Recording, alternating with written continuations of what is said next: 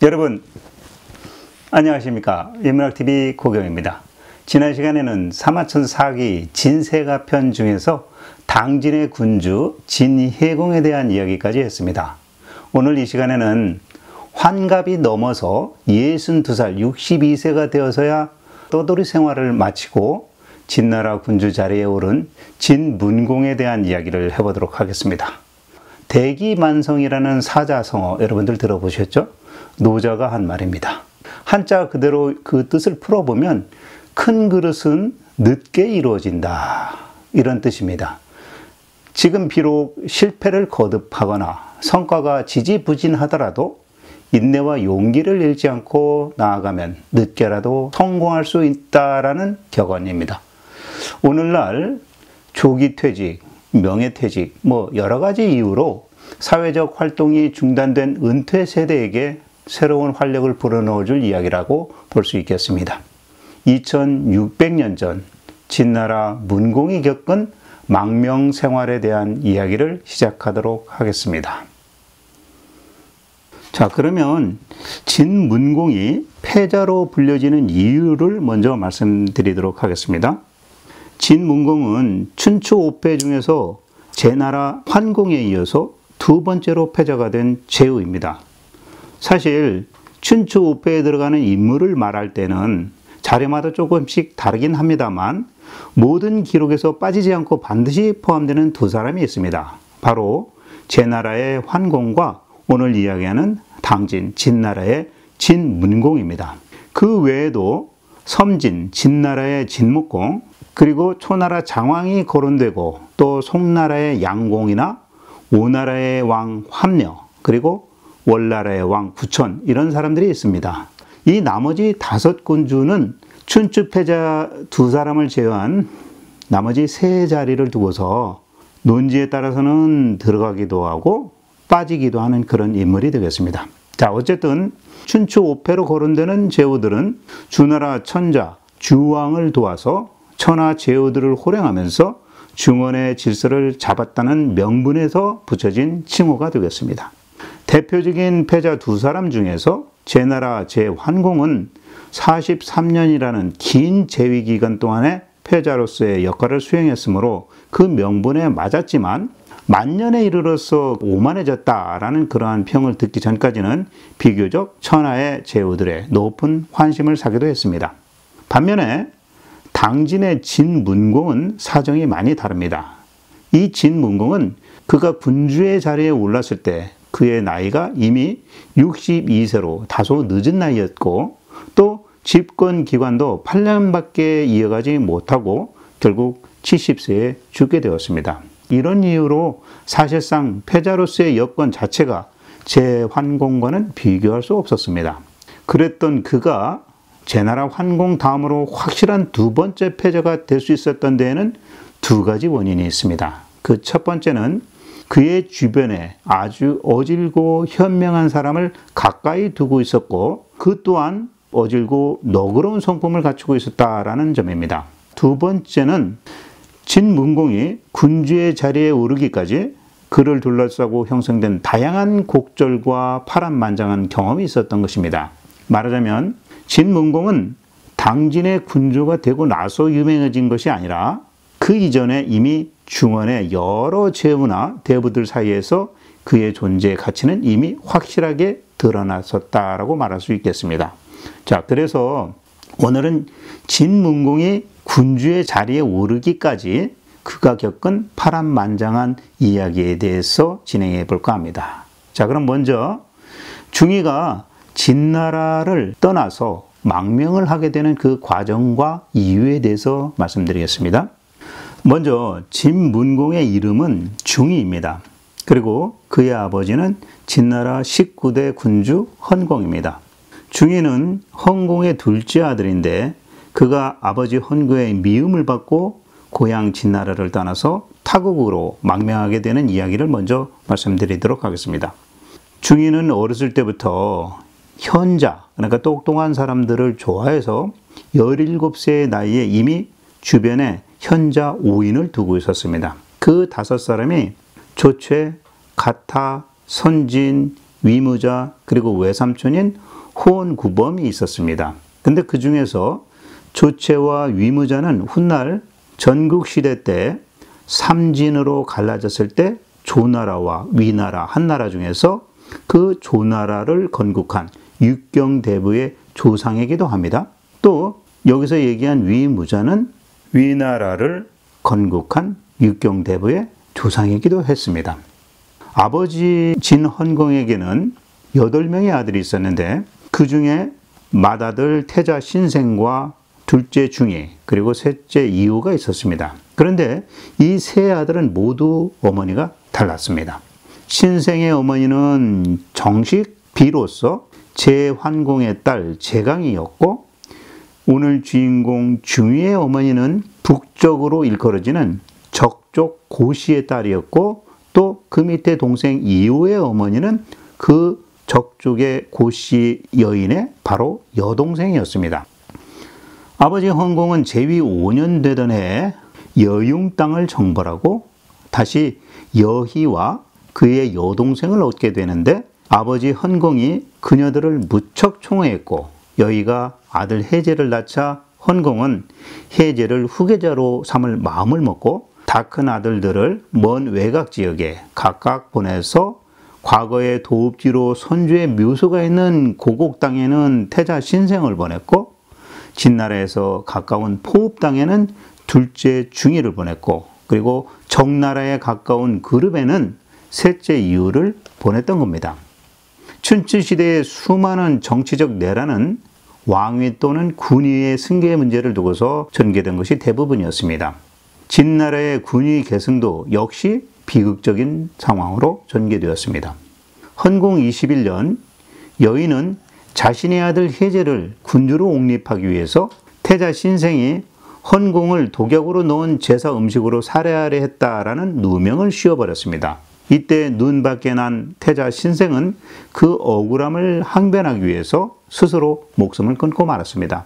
이때 큰형 신생의 죽음 소식을 듣고 둘째 중이와 셋째 이후도 헌공 아버지를 아련하였는데 두 공자가 그 상황을 눈치채고 있음을 알게 된 여인은 헌공에게 이렇게 말을 했습니다. 신생이 독을 넣을 때 저 두 공자도 그 사실을 알고 있었습니다. 라고 첨언을 했습니다. 이때 이 소식을 알게 된 두 공자는 각각 자신의 성읍 구룹과 포읍으로 도망을 가서 성문을 걸어 잠그고 방어를 했습니다. 아버지 헌공은 두 아들이 돌아간다는 보고도 자기에게 하지 않고 돌아간 것에 대해서 이 아들들이 모반할 의사가 있구나 라는 생각을 갖게 됩니다. 그래서 군대를 모아서 아들이 버티고 있는 성을 치게 했습니다. 그리고 나서 헌공은 포읍의 환관 발제 또 이제라고도 아는데 이 사람을 시켜서 아들 중이에게 자결할 것을 요구합니다. 하지만 중이는 그 말을 듣지 않고 담장을 넘어서 도망을 갔습니다. 이때 그 명을 받았던 환관 발제가 중이를 뒤쫓아가서 중이를 살해하려고 했지만 살해하지는 못하고 그의 옷소매만 베는데 그치게 되었습니다. 그 길로 이 중이는 자기 어머니의 나라인 정나라로 도망을 갔습니다. 바로 이때가 기원전 655년이고 중이의 나이가 43살이었습니다. 자, 이때 중이와 오랜 기간 동안 함께했던 현자 5명도 중이를 따라서 함께 정나라로 들어갔던 것입니다. 한편 정나라에서는 정나라에 있었던 자매 중에서 큰 딸은 중이에게 시집을 보내고 또 작은 딸이 있었는데 이 작은 딸은 중이를 따라서 함께 왔던 조최에게 시집을 보냅니다. 그래서 조최와 그 여자 사이에서는 조순이 태어나게 되는데 이 사람이 역시 나중에 삼진으로 갈라지는 조나라의 조상이 되겠습니다. 중이가 정나라에 망명한 지 5년이 지난 뒤에 아버지 헌공이 재위한 지 26년째 되던 해인 기원전 651년에 죽게 됩니다. 아버지가 죽기 전에 그 얼마 전에 대부 순식을 불러가지고 이 순식에 재상의 권한을 부여해 주면서 여의의 아들인 희제를 후계자로 옹립할 것을 당부했습니다. 근데 이 헌공이 죽자 다른 신하 이극과 비정이라는 신하가 오히려 중의를 옹립하기 위해서 난을 일으킵니다.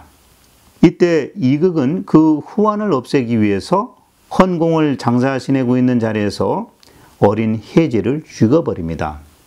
헌공의 당부를 받았던 춘식이 여의의 여동생 탁자를 다시 옹립시켰지만 이극은 얼마 지않아서 그 탁자마저 또 시해를 했습니다. 순식은 헌공의 당부를 지키지 못했다라는 자책감에 빠져서 그 탁자를 따라서 죽게 되는 것이죠. 자, 이와 같이 혜제와 탁자를 잇따라 죽인 이극은 공자 중의를 정나라에서 영접을 해서 군주로 옹립하기 위해서 정나라에 사람을 보냈습니다.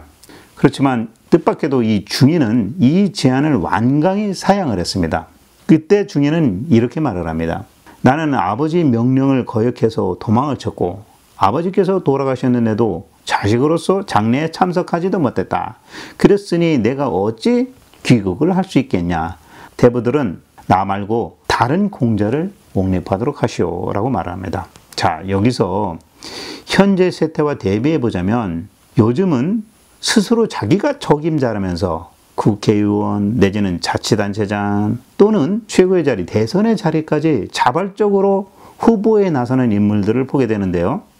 너무 이 공자 중의와 대비되고 있습니다. 중요 리더의 자리에는 아무나 올라서서는 안 되는 것 같습니다. 준비되지 않고 갖춰지지 않은 그런 사람이 그런 자리에 오르게 되면 곧 쇠망이라는 결과를 당겨오는 그 일밖에 일어나지 않기 때문인 거죠. 내용으로 돌아가서 진문공의 생애에 있어서 이 사양은 아주 중요한 의미가 있습니다. 만약에 이때 중의가 대부들의 부름을 받고 덜컥 진나라로 들어가서 임금이 되었더라면 아마 평범한 제후로는 살았겠지만 진나라를 춘추오패의 반열에 올려놓지는 못했을 것이다 라는 생각이 듭니다. 이래는 다 때가 있는 모양입니다. 결국 이 중의의 사양이 그가 중원의 많은 지어들과 군자들의 주목과 인정을 받게 되는 그러한 계기가 되었고 긴 망명생활과 숱한 어려움을 극복하고 군주가 되었을 때 그가 패자의 위상을 차지하는 데 있어서 결정적인 힘의 배경이 되었던 것입니다. 그렇지만 중의가 돌아가지 않은 실제 이유는 사실 피살될까 두려워서라는 기록도 있는 것을 보면 그만큼 당시 진나라 군주의 위상이 불안정했기 때문이다 라고 말할 수 있겠습니다. 중의가 이처럼 군주의 자리를 사용을 하자 이런 대부들이 할 수 없이 이번에는 양나라로 도망가 있는 공자 이호를 옹립해서 군주로 삼으려고 합니다. 그때 이 이호는 그 제안을 덜컥 받아들여 가지고 진나라 군주가 됩니다. 그 사람이 바로 진해공이 되겠습니다. 자, 이 진해공에 대한 이야기는 제가 지난번 영상에서 자세히 올려드렸습니다. 그 영상을 참조하시면 되겠습니다. 그런데 이 해공 이후가 제위에 오르는 그 과정도 역시나 불편하기는 마찬가지였습니다. 이 이유는 군주로 옹립될 때 이웃 섬진나라의 어떤 보장을 받기 위해서 자신을 군주로 세워주면 하서 땅 지방을 섬진에게 내어주겠다라는 약속을 했고 또 자기에게 군주의 자리를 제안했던 대부 이극에게는 내가 등극하는데 나를 도와주면 분양이라는 그 성읍을 봉투로 주겠다라고 약속을 해놓고 막상 군주가 되고 나서는 이 약속들을 지키지 않았습니다. 오히려 이극에게는 해제와 도자를 죽였다는 이유를 들어가지고 스스로 자살하게 만들었습니다.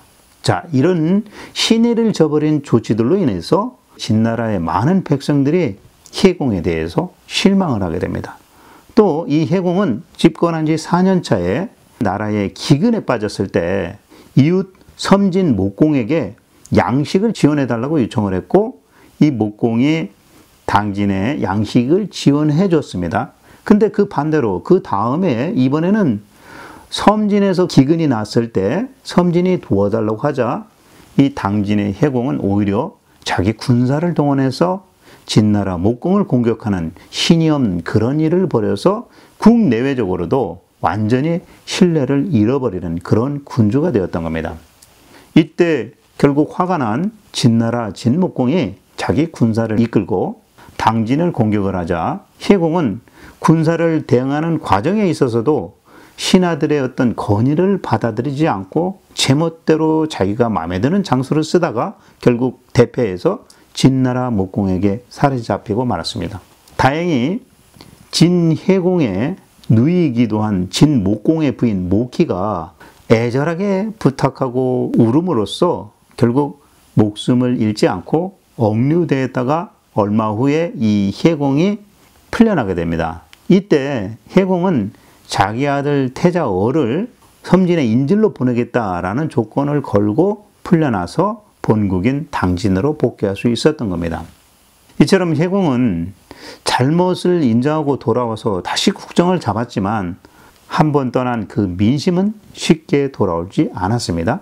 그래서 나라 선비들이며 백성들은 끊임없이 정나라의 망명가에 있는 중의에게 기대를 하게 되었습니다. 그래서 혜공의 입장에서 볼 때는 중의가 정나라에 머물러 있는 것은 오히려 자기에게 불안한 일이 되었습니다. 그래서 혜공 7년 드디어 이 불안해진 혜공이 중의를 한번 살해하려고 했던 환관 발제 이제를 또다시 보내서 중의를 살해하려고 시도를 했습니다.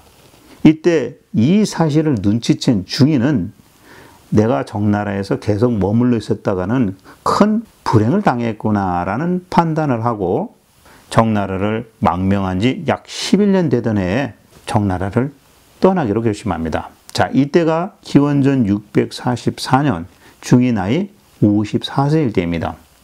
사기 세가 기록에 의하면 그 뒤로 중의와 그 일행은 위나라, 제나라, 조나라, 송나라, 정나라, 초나라 그리고 마지막으로 섬진의 진나라를 떠돌다가 기원전 636년에 다시 진나라에 돌아올 때까지 8년간의 2차 망명 생활이 이어집니다.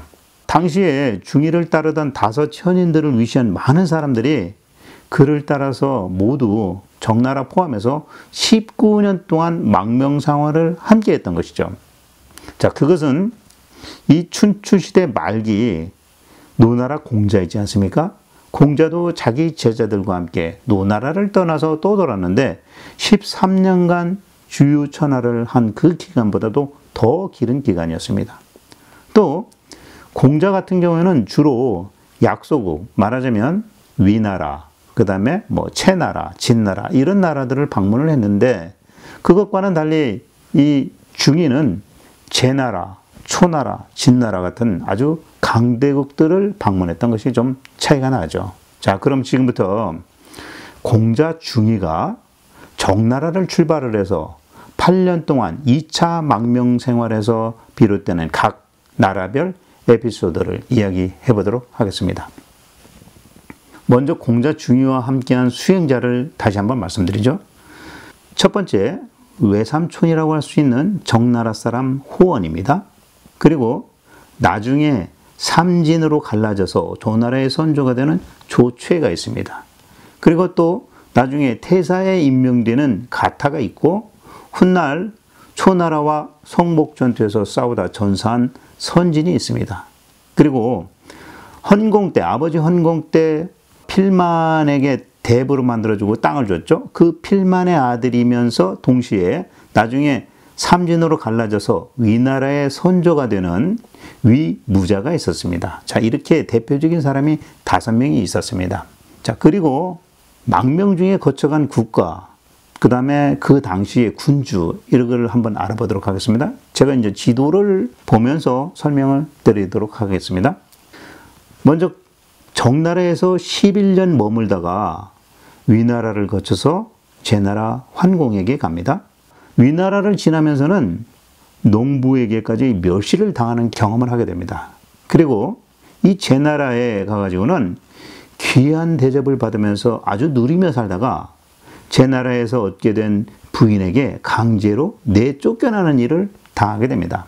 그리고 이어서 조나라에 가서는 그 중의가 갖고 있던 신체적인 핸디캡 때문에 놀림을 당하는 경험을 하게 되고요.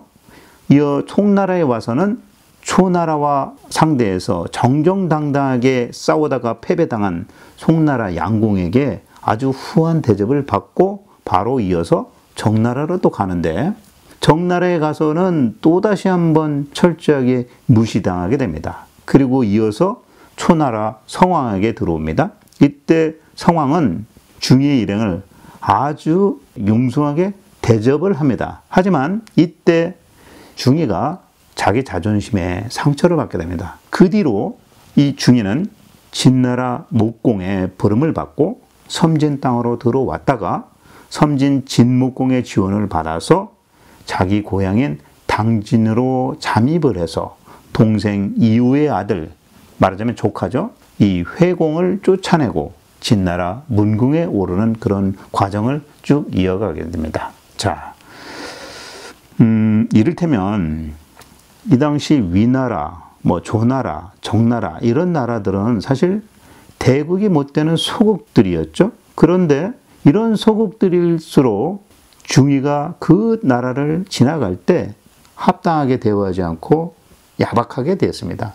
반면에 제나라, 송나라, 초나라, 진나라 이런 대국들은 이 중의를 제후에 준하는 그러한 극진한 예우로서 중의를 맞이했던 것입니다. 그러니까 소국은 소국답게, 대국은 대국답게 중의를 맞이했던 겁니다. 사람과 사람 사이의 인간관계도 아마 마찬가지인 것 같습니다. 든 사람, 된 사람이 바로 든 사람, 된 사람을 알아본다고, 또 못난 사람은 못난 대로 행동하는 것 같습니다. 이 대국이 결국은 중의를 이래 대우를 했다라는 얘기를 먼저 해드립니다. 자, 그러면 지금부터 중의가 이동해가는 그 과정 속에서 에피소드를 이야기해 보도록 하겠습니다. 먼저 중의는 정나라를 떠나면서 어느 나라로 가야 할지 자기의 속마음을 털어놓습니다. 이렇게 말합니다. 제 나라의 군주 환공은 아주 큰 뜻을 품고 있으니 지금까지 제후들을 호령하여 왔다.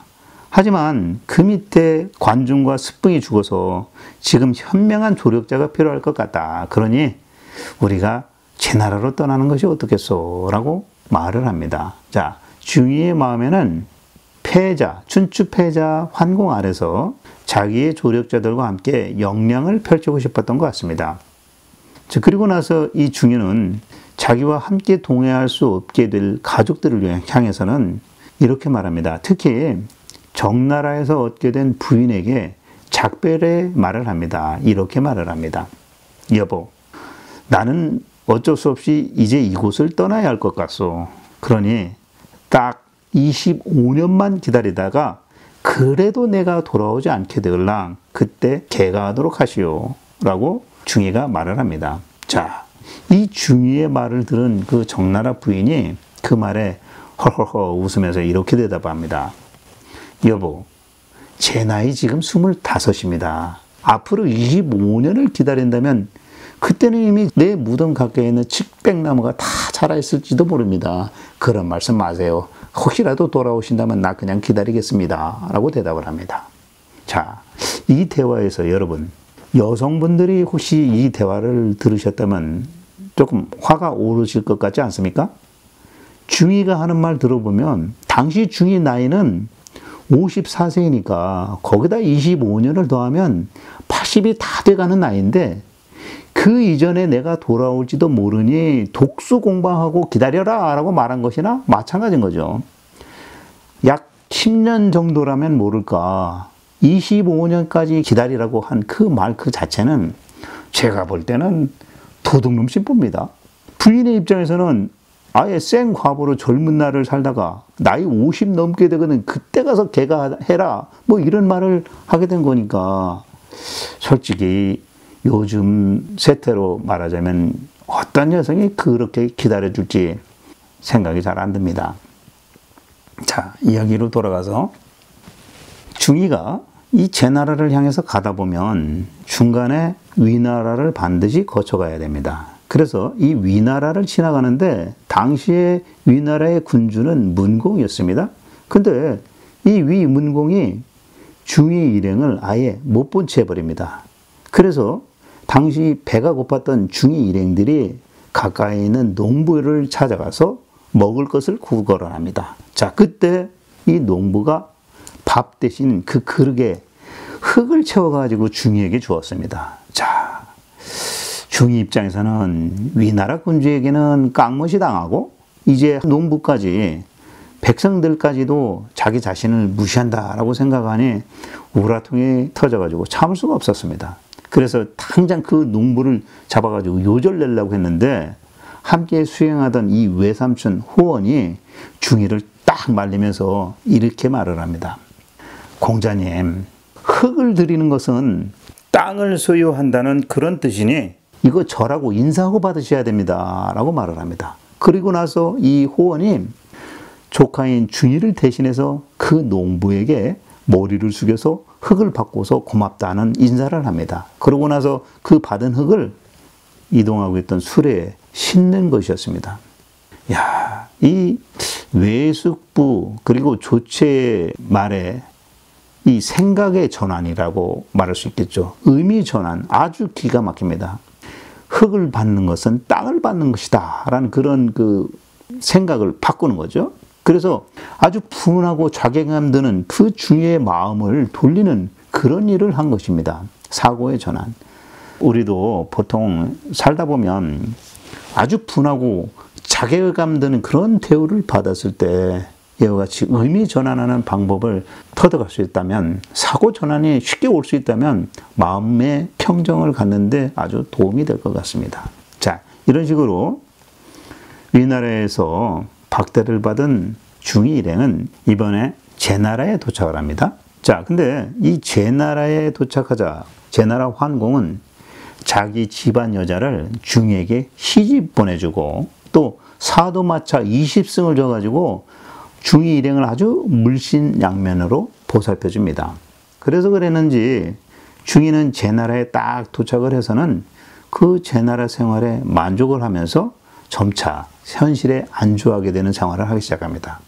근데 2년이 지났습니다. 제나라에 도착한 지. 그 시점에 패자였던 제나라 황공도 죽고 제나라의 수도라는 그런 간신들이 내란을 일으켜가지고 제나라의 군주의 자리에 혼란한 상황이 접어들게 됩니다.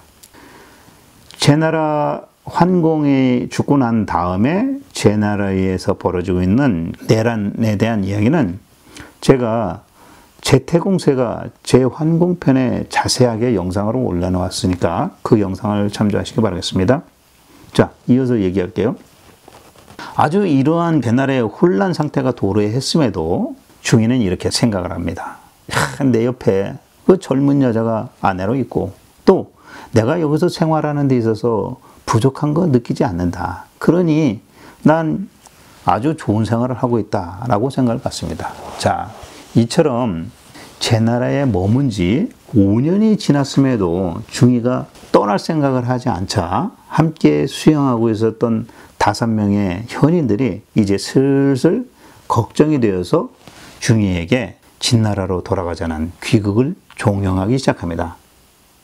심지어는 제나라에서 얻은 부인 강씨인데 이 강씨마저 중이에게 지금 움직여 당장 진나라로 돌아가지 않으시면 언제 공을 이루시려고 합니까? 라고 이 중이의 아내에 대해서 나무라는 소리를 합니다. 자, 자신들이 섬기는 공자 중이가 군주의 자리에 앉기를 소망하는 추종자들이 중이의 이러한 현실 안주에 대해서 아주 불안해졌던 겁니다. 그래서 속으로 이런 생각을 갖습니다. 야, 이러다가 우리가 부귀영화는커녕 앞으로 이 고국 땅 한번 밟아보지 못하고 객사하는 거 아니야? 라는 이런 걱정을 하게 됩니다. 이때 함께했던 조세와 호원은 뽕나무 아래에서 이렇게 대화를 나눕니다. 야, 어떻게 하면 저 공자의 생각을 바꿀 수 있을까? 라는 모의를 하게 됩니다. 근데 두 사람이 결론을 내린 건 뭐냐면 어찌됐든 우리는 이 제나라를 떠나야 한다라는 결론을 내렸습니다. 환경을 바꿔놓아야 이 중이가 현실을 안주하려는 그 자세를 바꿀 것이다 라고 판단을 했기 때문입니다. 그런 말이죠. 환경이 사람을 바꿔놓는다라는 말. 하지만 낱말은 새가 듣고 반말은 쥐가 듣는 것처럼 두 사람이 모여서 뽕나무 밑에서 이야기를 하고 있는데 마침 중이 부인, 제나라 강씨 부인의 그 시녀가 뽕잎을 따려고 그 뽕나무 위에 올라가 있다가 의도하지 않게 그 이야기를 듣게 되었습니다. 그래서 이 시녀가 바로 중이의 부인에게 돌아와서 그가 들은 이야기를 급히 보고를 했습니다. 그런데 이 말을 들은 순간 그 부인이 시녀를 보고 이런 생각을 갖습니다. 저 시녀의 말이 누설되면 앞으로 공자에게 좋지 못한 일이 생길 수도 있겠구나. 안 됐지만 내 공자님의 앞날을 위해서 너를 죽여야 되겠다라는 생각을 품고 그 길로 곧장 사람을 시켜서 그 시녀를 죽여버렸습니다. 자, 불쌍한 시녀가 되는 거죠. 자기 딴에는 시녀 입장에서 이 자기 딴에는 자기 마님을 위해서 잘한답시고 남편께서 도망가려고 합니다라는 말을 쫓아가서 일러 바친 건데 불행하게도 이 시녀는 자기 주인 여자의 속마음을 헤아리지 못해서 죽음을 당하고 만꼴이 되었습니다. 이처럼 자기가 모시는 사람의 속마음을 모르게 되면 좋은 일이라고 해놓고도 그의 해를 당하는 그런 상황을 맞게 되는 것 같습니다. 자, 이날 그 부인은 중이에게 간곡하게 다시 한번 말합니다. 이렇게 말합니다. 공자께서는 한 나라를 맡으셔야 할 그런 몸이면서도 곤궁에서 아주 이곳까지 오지 않으셨습니까? 그리고 공자님을 따르는 많은 사람들은 공자님을 자신의 생명처럼 여기고 있는데 그러니 빨리 본국으로 돌아가셔가지고 저 고생한 신하들에게 보답을 해야 되지 않겠습니까? 맨날 저와 같은 여인만 품에 안고 즐거움에 빠져 계시면 그거 부끄러운 일 아니겠습니까? 기회는 두 번 다시 찾아오는 법이 아니까 이참에 이 기회를 잡아서 공을 이루어야 되지 않겠습니까? 라고 말을 합니다. 이때 이 말을 들은 중이는 부인에게 이렇게 대답을 합니다. 아이 부인, 그런 거창한 얘기 다 그만두시오. 인생이 이렇게 안락한데 무엇하려고 다른 일을 하려고 하겠소? 나는 이곳에 그냥 뼈를 묻을 것이오. 나는 부인만 있으면 다 좋아. 나는 당신 곁을 떠날 수가 없소. 이렇게 얘기를 합니다. 자, 이날 밤 두 사람 대화에서 이 여자가 딱 들어보니 정상적인 방법을 해가지고는 중이를 다시 떠나보낼 수 없다라고 생각한 이 부인이 그날 밤 중이에게 술을 잔뜩 먹입니다. 그래서 몹시 취하게 만들어 놓고는 몸을 가눌 수 없을 정도로 술에 취하게 중이를 만들어 놓습니다. 그래 놓고 나서 중이를 따르던 그 추종자들에게 넘겨줘 버립니다. 자, 이제 중이가 술에 잔뜩 취해서 인사불성이니까 강제로 수레에 태워갖고 제 나라를 떠나도록 하십시오. 이렇게 말을 합니다. 자, 결국 그래서 이 5명의 중이를 따르는 현인들이 중이를 강제로 수레에 태우고서 진나라 고향을 향해서 출발을 합니다. 자, 이때 물론 그 제나라 부인은 따라가지 않았고 뭐 다른 기록에도 뭐 어찌됐다라는 이야기가 없으니 아마 그대로 생이별을 하지 않았는가 그런 생각이 됩니다. 자, 술에 취해서 한참을 가다가 느낌이 이상해서 갑자기 깨어난 중이가 자기가 술에 실려가고 있는 그 자기 모습을 보고는 소리를 지르며 화를 냅니다. 이렇게 냅니다. 아, 이놈들아, 니들 작당을 해서 나를 이렇게 끌고 어딜 가는 거냐? 라고 대답을 합니다. 그리고 그 옆에 함께 있었던 호원, 외삼촌이죠. 이 외삼촌을 화가 나가지고 창으로 찌르려고 신용을 했습니다. 자, 그때 외삼촌 호원이 창으로 찌르려는 중이를 피하지도 않고 이렇게 응답을 합니다. 저를 죽이고서 공자께서 대업을 이루실 수만 있다면 죽이세요. 라고 말을 합니다. 야, 아무리 화가 나도 온갖 고생을 함께 했던 외숙부 호연을 쉽게 할 수는 없겠죠. 그러니 중이는 투덜거리면서 또 이렇게 덧붙여 말합니다. 내가 만약에 군주가 못 되면 그때는 외삼촌을 내가 고기 삼아서 씹어 먹겠소. 이렇게 얘기를 합니다. 자, 그때 그 말을 들은 호원이 흐뭇한 표정을 지으면서 이렇게 대꾸합니다. 일이 성사되지 않으면 저의 육신은 독해서 비린내가 나고 누리내가 나서 잡수시지도 못하게 될 겁니다. 라는 말을 합니다. 자, 이처럼 호원은 자기 조카 중이에게 군주가 될 수 있도록 최선을 다하겠다라는 간접적인 응원을 전달한 것이라고 볼 수 있겠습니다. 자, 이런 지지자가 있는 한 중의가 성장하지 않을 수 없는 것이죠. 자, 이처럼 세상 일 성사 여부는 함께하는 사람, 바로 인선, 사람을 어떻게 뽑느냐라는 것에 달렸다라고 볼 수 있겠습니다. 자, 이처럼 제 나라를 출발해서 조나라를 이번에는 지나가게 되었습니다. 자, 조나라는 작은 나라입니다. 사실 주나라 천자국의 부용을 납부하는 그런 나라는 아니지만 노나라나 그 옆에 위나라보다도 더 작은 나라였습니다. 원래 조나라는 주나라 무왕의 아우 숙진탁에게 봉해졌던 나라죠. 그리고 그 도성은 도구라는 곳인데 이 조나라는 훗날 이웃 송나라에 멸망당하고 마는 그런 나라입니다. 그리고 중의의 본국 당진의 진나라는 주나라 무왕의 아들인 당수가 받은 본국입니다. 그러니 이 두 나라, 조나라와 진나라를 비교하자면 두 나라 사이에는 그 건국한 사람들끼리는 숙질간입니다. 그러니까 친인척 관계에 있던 그런 나라죠. 자, 그런데 조나라의 대부 중에 희부기가 조나라 군주인 공공에게 이렇게 말을 합니다. 진나라 공자 중의는 아주 현명한 분입니다. 그리고 우리나라와는 같은 성씨인 희시성입니다. 지금 일시적으로 붕해져서 우리나라를 지나가게 되었는데 그러니 마땅히 예로서 맞이해야 합니다. 라고 이야기를 했습니다. 하지만 희부기의 말을 들은 조나라 공공은 이 말에는 전혀 관심도 없이 중의가 목욕하는 모습만 보고 싶어 했습니다. 왜냐하면 중의의 갈비뼈가 여느 사람들과는 달리 통뼈로 되어 있다라는 그런 소문이 널리 퍼져 있었고 이 조나라의 공공 역시 이 기회에 중의의 이상한 갈비뼈나 한번 구경해보자 라는 그런 생각이 앞서 있었던 것입니다.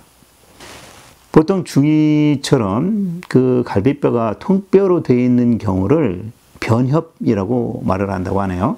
자, 조나라 공공은 중의가 목욕하는 모습을 몰래 숨어서 보았습니다. 그런데 이런 공공의 태도와 예우가 중의에게는 아주 치욕적인 그런 일이었던 거죠. 그래서 중의가 아주 치욕감을 느꼈지만 당장에 그 자기 처지를 생각해서 꼭 참았고 언젠가 내가 기회가 되면 이 치욕을 반드시 갚아주겠다라는 생각을 다지게 됩니다. 자, 이런 일이 있은 뒤 조나라 대부 희부기의 아내가 희부기에게 이런 말을 합니다. 여보, 제가 볼 때 진나라 공자 중의를 따르는 사람들을 보니 재상이 되기에도 아주 족한 그런 사람들입니다. 근데 이런 사람들이 중의를 따르니 공자 중의는 반드시 자기 나라로 돌아가면 제후들을 지배할 수 있는 그런 사람이 될 것이라고 생각됩니다. 그러니 이런 분에게 벌을 주거나 흉을 본다면 우리 조나라가 아마 첫 번째 복수 대상이 될 것 같습니다. 그러니 당신께서는 좀 대비를 하셔야 할 것 같습니다. 라는 말을 합니다. 자, 중의를 응원한 여인이 여러 명이 됩니다. 가장 먼저 25년 동안 기다리겠다던 정나라의 부인이 있었고 또 훌륭한 군주를 만들기 위해서라도 술을 취하게 만들어서 강제로 귀국시키는 제나라의 부인이 있었고 또 지금 막 이야기하는 아주 훌륭한 사람들과 함께하는 사람 중의를 보고서 앞으로 큰 인물이 될 것이다 라고 예측했던 조나라 대부 희부기의 부인이 있었습니다. 자, 중의는 이처럼 여성들의 힘을 제법 받습니다. 자, 이런 여성의 조력 제가 볼 때 부럽습니다. 자, 희부기는 자기 부인의 말을 듣고 깨달아서 바로 실행에 옮깁니다. 군주가 공자를 대접하지 않는다면 나라도 공자를 대접해야 되겠다라고 생각한 이 희부기는 그날 밤 중의에게 저녁밥을 대접을 하는데 밥그릇 밑에다 보석을 담아가지고 대접을 합니다. 자, 그때 중의가 밥을 먹다가 그릇 아래에 담겨있는 보석을 보고는 내가 어려운 상황을 알고 여행길에 노자로라도 쓰라고 준 것임을 딱 눈치채고 나서는 밥만 딱 먹고 그 보석은 다시 돌려보냅니다. 중의의 입장에서는 조나라 대부 희부기의 그 따뜻한 인정은 내가 받고 그걸 가슴에 담고 내가 나중에 좀 생각해 주겠다라는 마음을 담고 조나라를 떠납니다. 자, 사실 이후에 5년이 더 지나서 중이가 진나라 문공이 되어서는 결국 조나라가 초나라 편에 서자 조나라를 공격하게 되는데, 이때 희부기가 살던 마을만큼은 자기 군대에게 손끈 하나 대지 않고 보호해주라 라고 하고, 나머지 조나라는 완전히 병탄하고 공공도 생포를 했다가 다시 풀어주고 안가품을 하게 되는 거죠. 자, 이와 같이 나중에 복수를 했습니다. 자, 중이가 이제 조나라를 떠나서 이제 송나라를 지나가게 되었습니다. 송나라의 양공인데요. 이 송양공이 초나라의 상황과 홍수 전투에서 인의를 지키겠다면서 정정당당하게 싸움에 임한다는 그런 명목을 내세우고 싸우다가 전쟁에서 패배를 하고 거기다 부상까지 입어서 아주 고생하고 있었던 그런 시점입니다. 자, 이 내용은 제가 송미자세가 송양공편에 자세하게 다뤄놨습니다. 그 영상을 참조해 주시면 되겠습니다. 송나라 양공은 부상당한 와중에도 공자 진나라 중이가 왔다는 말을 듣고 그를 정중하게 예를 갖춰서 환대를 하고 말까지 내어줍니다. 자, 이때 송나라의 군사를 다루고 있던 사마 공손고라는 사람이 중이와 함께했던 호원을 찾아와서 이런 말을 전합니다. 죄송하지만 지금 우리 송나라는 초나라하고 전쟁을 해서 아주 곤욕을 치르고 아주 어려운 상황이다. 그러니 우리보다 좀 더 큰 나라로 가시는 것이 어떻겠습니까? 라고 정중하게 솔직한 마음을 전달합니다. 자, 이 말을 전해 들은 중이 역시 이렇게 어려운 상황인데도 나를 융숭하게 대답해 준 것이구나 라고 그에 대해서 고맙게 생각하고 미안한 생각이 들었습니다. 그래서 바로 그 길로 송나라를 떠나서 다시 이동을 합니다. 자, 송나라를 떠난 중이가 그 뒤로 5년 지나서 문공이 되었을 때 초나라의 상황이 또 한 번 송나라를 공격을 했는데, 그때 이미 송양공은 죽고 없었지만 중이는 진문공이 되었을 때 이 송나라를 지원을 해서 구해주는 그런 보답을 하게 되죠. 자, 이처럼 푸대접했던 조나라에게는 복수를 하고 융숭이 응대해준 송나라에게는 도움을 주는 진문공의 보은에 대한 그 보답, 당연한 것 아니겠습니까? 자, 이어서 얘기하겠습니다. 중이 일행이 이번에는 송나라를 떠나서 정나라를 지나가게 되었습니다. 자, 정나라는 중이와 마찬가지로 역시 희시성입니다. 자, 그런데도 이 정나라 군주 정문공은 중이를 모른 척 했습니다. 그때 이 정나라의 대부 중에 숙첨이라는 사람이 정문공에게, 자기 군주에게 이렇게 간언을 합니다.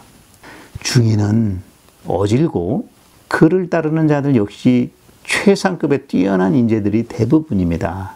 그리고 또 진나라와 우리 정나라는 같은 키시스 동성입니다. 그리고 우리 정나라의 근본은 주나라 여왕의 후손이지만 저 진나라의 중이의 나라는 그보다 훨씬 선대 주나라 무왕의 후손입니다. 그러니 우리가 예로서 대우를 해야 될 것인데 하물며 이렇게 모른 채해서 되겠습니까? 라는 말을 합니다. 자, 이때 이 말을 들은 정문공이 이 말을 듣고도 이런 변명을 합니다. 아니, 나라를 떠나서 망명생활을 하는 공자가 어디 한두 사람이요? 그 사람들을 내가 어떻게 일일이 다 대우해? 그래가지고 나라가 견뎌낼 수 있겠어? 라고 대답을 합니다. 자, 정문공은 숙첨의 권유를 이 한마디로 거절을 해버렸습니다. 그러자 숙첨이 더 날카로운 대안을 던집니다. 이렇게 말합니다. 군주님, 그러시거든 차라리 이참에 중이를 죽여갖고 훗날에 후원을 남겨두지 않는 것이 상책인 것 같습니다. 차라리 죽이십시오. 자, 이렇게 말을 했습니다. 자, 이 말을 들은 정문공은 그때도 아무런 대응을 하지 않았습니다. 결국 이로부터 8년이 지나서 이 중이가 진나라 문공이 되었을 때 정나라가 초나라 편에 섰다라는 이유를 들어가지고 섬진의 진나라와 당진의 진나라가 연합을 해서 정나라를 공격했던 그런 일이 나중에 벌어지게 되죠. 자, 이번에는 정나라를 출발해서 중이가 이제 초나라로 들어갑니다. 이때 초나라 성왕은 중이가 들어온다는 말을 듣고 아주 대대적인 환영 행사를 해주게 되죠. 자, 아예 공자 신분으로 대우한 것이 아니라 마치 제후를 대하는 그 예로서 맞이를 해주었습니다. 이처럼 중이는 자기가 뜻하지 않은 과분한 영접을 받게 되자 몸둘 바를 몰랐었습니다. 초나라나 정나라 같은 소국의 군주는 현재의 위치에서 그 허접한 중이만 바라보고 별 볼 일 없는 사람이다라는 인물로 치부를 했는데, 초나라 군주는 아예 그보다 한 격을 높여가지고 제후같이 예로서 맞이해 줬으니 아마 이 사람을 보는 눈에 있어서만큼은 천차만별인 것 같습니다. 이 초나라 성왕이 중이를 높여서 후하게 대하면 대할수록 오히려 중이는 자신을 낮춰갔습니다. 타국을 전전하면서 서러움을 겪기를 수십 년 지낸 이 중이가 제나라에서 환공의 환대를 받은 이후에 이제 초나라에 와서 새로운 그 환대의 감격을 맛보게 되는 것이죠. 근데 어느 날 연회석상에서 초나라 성왕이 중이에게 이렇게 말을 건넵니다. 공자께서는 본국으로 돌아가시면 어떻게 과인의 대접에 대해서 보답을 하겠소? 라고 묻습니다. 이때 중이가 이렇게 대답합니다. 모피, 상아, 뿔, 옥, 비단 이런 값진 물건들은 왕께서도 이미 남아 도실 정도니 제가 무엇으로 보답을 하겠습니까? 보답할 길이 없을 것 같습니다. 라고 대답을 합니다. 그때 초나라 성왕이 이렇게 답변합니다. 그렇긴 합니다만 그래도 꼭 보답을 해야 한다면 무엇으로 하겠소? 라고 또 묻습니다.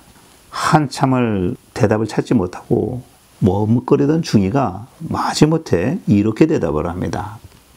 만약에 초왕께서 은혜를 베풀어 주시어 제가 본국으로 돌아갈 수 있게 만들어 주신다면 나중에 초나라와 우리 진나라가 중원에서 다시 만났을 때 저는 저의 군사를 3사의 거리를 두고 후퇴를 하겠습니다. 라는 말을 합니다. 자, 여기서 3사라는 말은 당시 이 군대가 3일 동안 이동을 했을 때 도착할 수 있는 거리 정도라고 합니다. 그래서 약 90리 정도의 거리를 두고 말하는 것이라고 하네요.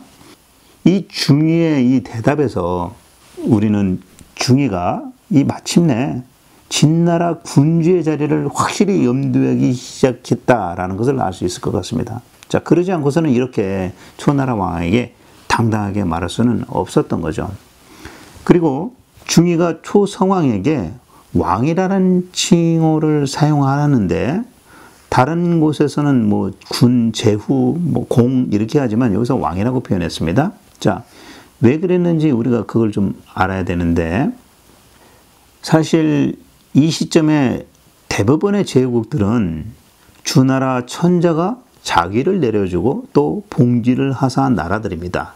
그래서 군주를 공 내지는 후 이렇게 호칭을 했는데, 이 초나라만큼은 주나라 천자에게서 자기를 받고 봉지를 받은 그런 나라가 아니라 여러 부족들이 뭉쳐서 자기들의 영토를 키우고 세력을 강성하게 해서 만들어진 초나라입니다. 그러다 보니까 이 초나라 군주는 자기 스스로를 왕이라고 칭했던 것이죠. 그래서 천자나라인 주나라의 왕이나 초나라의 왕이나 같은 동급으로 생각을 했던 겁니다. 그래서 이 초나라의 성왕도 자기가 직접 대면한 중이에게 왕이라고 소개를 했고, 중이 역시도 성왕에게 왕이라고 호칭을 했었던 겁니다. 자, 초나라 성왕의 질문에 중이가 대답하는 말을 듣고 초나라의 신하 중에 영윤, 성득신이라는 사람이 아주 화가 나가지고 이렇게 말을 합니다. 자기 왕에게. 아니, 왕께서는 저 공자 중이를 아주 높이 후대해 줬는데 지금 저 공자가 대답하는 말을 들으니 불손하기 짝이 없습니다. 그러니 지금 당장 저 공자 중이를 죽여서 본을 보여주시기 바랍니다. 라고 말을 합니다. 자, 이 말을 들은 성왕이 껄껄껄 웃으면서 이렇게 대답을 합니다. 사람을 죽이기는 쉬워도 인재를 얻기는 어려운 것이오. 내가 볼 때 공자는 하늘이 내린 그런 인물이오. 내가 한 말을 무엇으로 어떻게 바꿀 수 있겠소? 그러니 신은 좀 진정하도록 하시오. 라고 말을 합니다. 이처럼 초나라 성왕은 중이가 한 말을 아주 너그럽게 받아들였습니다. 이때 중이는 초성왕의 이러한 군주다운 태도에 좀 감동을 받은 것 같았습니다. 아무튼 이후에 나중에 초나라하고 당진의 진나라가 전투가 벌어졌을 때 이 말이 그대로 이루어집니다. 삼사라는 거리를 두고 진나라의 문공이 군대를 물리고 있었던 그런 일이 발생이 되는 거죠. 자, 이 이야기 계속 이어가도록 할게요. 초나라에서 안락하게 생활한 지 수개월이 지나면서 중이는 초나라 생활에도 만족을 해갑니다. 그런데 자기 조국인 진나라에서 아주 큰 정치적 사건이 벌어지게 됩니다. 자기 동생 진해공이 병이 들고 또 진나라의 인질로 잡혀갔던 자기 조카 해공의 아들이죠. 태자어가 진나라에서 내어준 섬진에서 내어준 부인 회영이라는 여자를 버리고 탈출을 해서 당진으로 돌아갔고 또 그의 아버지 진해공이 죽자 군주의 자리에 오르는 그런 일이 벌어집니다. 그 사람이 바로 당진의 인자 회공이 되겠습니다.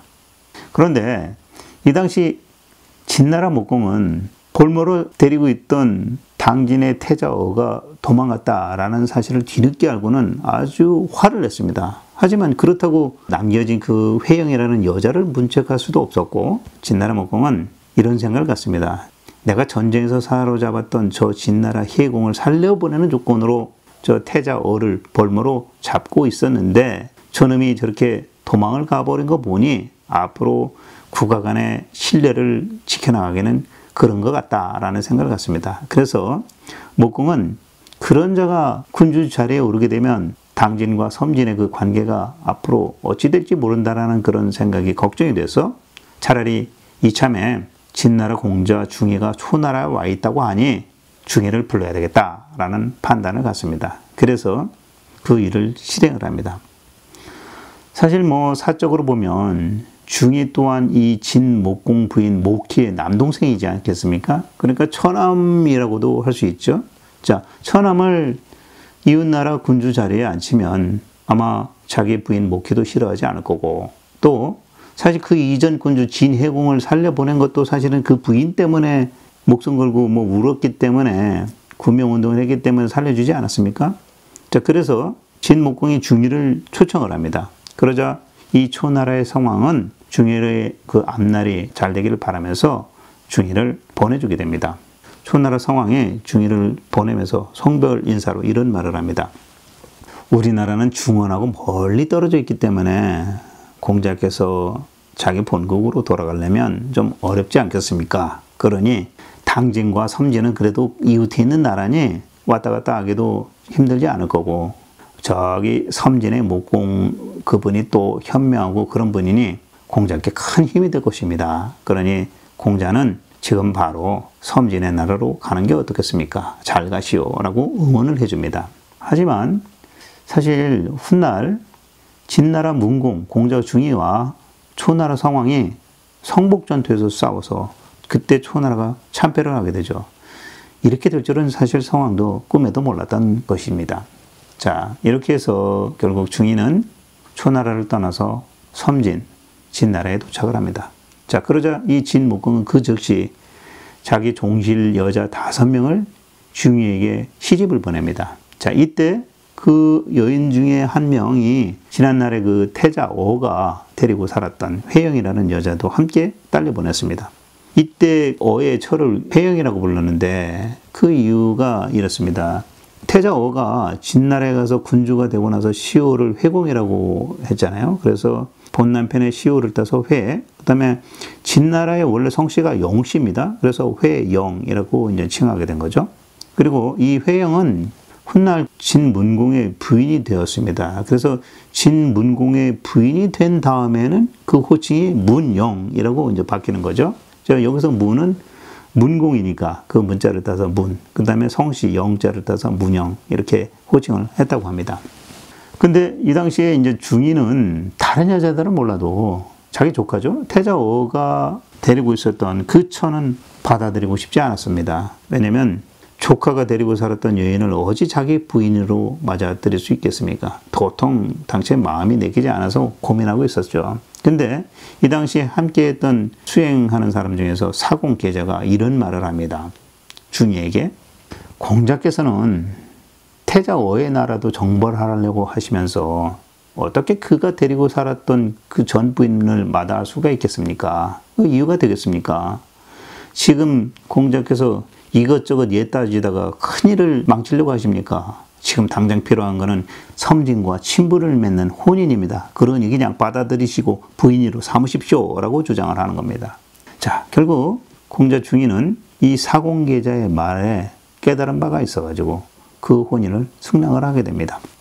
자, 이때 진목공이 중이 일행을 모아놓고 환대하는 연회를 베풀었습니다. 자, 이때는 당진의 진해공이 병에 시달리면서 이제 죽음을 얼마 앞두고 있었을 때였습니다. 결국 기원전 637년 진나라의 해공이 죽자 그의 아들 태자어가 군주의 자리에 즉위를 합니다. 자, 그 사람이 바로 회공입니다. 근데 이 나약한 회공의 자리에 올라서 군주의 모습으로 드러내자 당시 진나라의 백성 내지는 여러 신하들, 난지와 극곡이라는 이런 신하들이 공자 중이가 섬진 진나라에 와 있다는 소식을 듣고는 몰래 찾아와가지고 중이에게 귀국합시다 라고 이렇게 종용을 합니다. 그래서 만약 귀국을 하신다면 국내에서 내응을 하겠다라는 그런 약속까지 합니다. 그러자 이때 진나라의 목공도 자기 병력을 동원시켜가지고 중이를 호송할 수 있도록 해주겠다라는 약속도 합니다. 자, 결국은 중이가 귀국한다는 그런 소식이 당진의 여러 곳에 이제 퍼지게 됩니다. 소문이 돌기 시작하는 거죠. 그러자 이 당진에서는 중이가 들어오지 못하게 하려고 군사력을 발동을 시켰는데 그거는 겉으로는 그렇게 했지만 사람들의 마음속에는 이미 중이에게 다 쏠리고 있었던 겁니다. 백성들뿐만 아니라 그 대부들 역시 중이에게 기울어져 있었던 것이죠. 따라서 중이의 귀국을 진심으로 원하지 않는 사람은 해공에게 충성을 다하고 있었던 여생 그리고 그게 이 정도 사람들밖에 없었습니다. 자, 결국 중이와 함께했던 호원이 주도를 해서 두 진나라 대부들이 순이라는 지역에 모여가지고 동맹을 맺는 의식을 갖습니다. 그리고 나서 함께 공자 중이를 위해서 충성을 다하겠다라는 그런 맹세의 의식을 행합니다.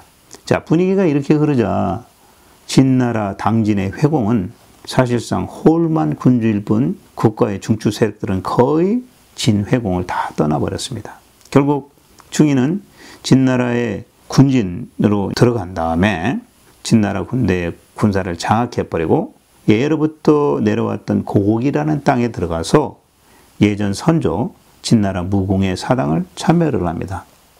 이렇게 하니까 대세가 기울었다라는 것을 알게 된 당진의 회공은 고량이라는 땅으로 도주를 했지만 결국 붙잡혀서 죽음을 당하게 됩니다. 바로 이 회공이 죽고 나서 중이가 군주의 자리에 오르게 되는 겁니다. 자, 이로써 중이는 제22대 진나라 진문공에 오릅니다. 43세 때 정나라로 달아나가지고 망명생활을 시작을 했고 그 이후에 장장 19년 동안 떠돌이 생활을 하다가 62세가 되어서 귀국해서 군주의 자리에 오른 사람이 바로 중이 진문공이 되겠습니다. 자, 오늘 등장한 19년 넘도록 망명생활을 함께하고 또 환갑을 넘은 62세의 진나라 군주에 오른 중이를 보면서 저는 이런 생각을 갖게 됩니다. 새로운 시작을 하기 위해서 늦은 나이라는 게 과연 존재하는 것일까? 일반적으로 새로운 분야에 도전하기에는 나이 때문에 망설이는 경우가 많은데요. 사실 세계적으로 성공한 유명한 사람들 중에서 늦은 나이에 빚을 본 사례들이 많이 있습니다. 오늘 그 단예로 2600년 전 사람 진나라 문공도 마찬가지였다고 생각이 됩니다. 오늘날 그 예로 좀 들어보면 그 첫 번째로 연금술사로 잘 알려진 파울로 코엘리오 작가가 있습니다. 자, 연금술사 읽어보셨겠죠. 파울로 코엘리오는 아주 어려서 가정 불화 때문에 정신병원에까지 입원을 했었고 또 브라질 내 반정부 활동을 할 때는 잡혀가지고 옥살이도 하고 고문도 받고 그랬다고 합니다. 근데 그 이후로 감옥에서 풀려나와서는 록밴드 활동하면서 이제 인생의 그 40을 앞둔 그런 나이였는데 어느 날 갑자기 스페인의 산디에고 순례길을 걷기로 결심을 하고 그때 그 순례길을 걸었던 그 경험을 토대로 해서 순례 여행이라는 책을 처음 출간한 이후에 인간의 그 내면 속에 대한 어떤 탐구 그런 것들을 보여주면서 우리가 잘 알고 있는 연금술사라는 글을 쓰게 되었습니다. 그 뒤로 파울로 코엘료는 세계적인 베스트셀러 작가가 되었던 것이죠. 40이 넘어서 시작한 그러한 인생살이였습니다. 또 한 명 더 예를 들어보겠습니다. 바로 우리가 자주 보게 되는 패스트푸드점 KFC의 창업주 할랜드 샌더스입니다. 자, 할랜드 샌더스는 아주 어렸을 때 부친, 6살 때 아마 부친을 잃었다고 하네요. 그리고 그 뒤로 농장에서 막일을 해가면서 가장 역할을 했다고 합니다. 그리고 40 넘어서까지 어렵게 살다가 겨우 자가식당을 운영을 했는데 이 식당마저도 화재로 잃어버리고 또 그 본처와도 이혼을 하게 되고 그래서 국가에서 주고 있는 사회보장기금을 받아서 겨우 명맥을 유지하면서 살았다고 합니다. 근데 이때 그가 국가에서 받은 최저생계비를 조금씩 아껴가지고 그만한 트럭을 하나 사고 그 트럭을 끌면서 전국 미국에 있는 여러 음식점을 돌면서 자기의 요리 비법 이거를 소개해서 뭔가 계약을 따내려고 수천 번의 기회를 찾아다녔다고 합니다. 계속 거절을 당하다가 그 나이 65세가 되었을 때 KFC 매장을 딱 한 건을 체결을 하고 오픈을 해서 시작을 했다고 합니다. 자, 65세에 KFC 매장 1호를 오픈한 것이죠. 이런 사례를 보면 세상에는 공짜는 없다라는 말이 깊이 와 닿습니다. 자, 나이가 들었다 해가지고 못할 거 없다라는 그런 사례가 되겠습니다. 늦은 나이에 대기만성형 성공을 한 사람들의 특징은 제가 볼 때는 이런 것 같습니다. 그 첫 번째로 아주 다양한 경험과 삶의 노하우로 현명한 결정을 내리는 것입니다. 그리고 두 번째는 여러 실패를 거울 삼아서 자기 스스로를 반성하고 신중하게 처신하면서 나이가 들어도 여전히 창의성을 유지하는 그런 성향을 갖고 있습니다. 그리고 세 번째로 실패를 두려워하거나 좌절하지 않고 오뚜기처럼 다시 일어난다라고 볼 수 있겠죠. 자, 그리고 네 번째입니다. 자신에 대한 확고한 신뢰를 의심하지 않습니다. 그리고 스스로의 자존감 또한 잃지 않습니다. 그리고 다섯 번째, 모든 사람은 수용하되 자기가 신뢰하고 따르고 또 배워야 할 사람은 확실하게 정해두는 것 같습니다. 오늘 이 춘추패자 진문공을 따르던 사람들 역시 진문공이 선택한 인물이다라고 할 수 있겠습니다. 저의 인문학TV 고경 채널을 사랑해 주시는 여러분들의 연령대가 40대, 50대, 60대 이분들이 전체 시청자의 약 90%를 넘게 차지하고 있습니다. 여러분, 지금이야말로 여러분들이 다시 기회를 얻을 수 있는 새로운 출발점입니다. 모두 화이팅 응원드리겠습니다. 자, 그러면 다음에 차기 예고 드리도록 하겠습니다. 다음에는 진나라 군주가 된 문공이 군주로서 폐업을 이루어가는 그 과정을 말씀드려 보도록 하겠습니다. 다음 기대해 주시고 지금까지 인문학TV 고경이었습니다. 그리고 제 옆에 사진 눌러주시면 구독 신청이 되겠고요. 제가 오늘 이야기 중에서 여러분들에게 참조되시라고 첨부 영상들 아래 위로 배치해 놓았습니다. 지금까지 시청해 주신 여러분 감사합니다. 다음에 또 뵙겠습니다.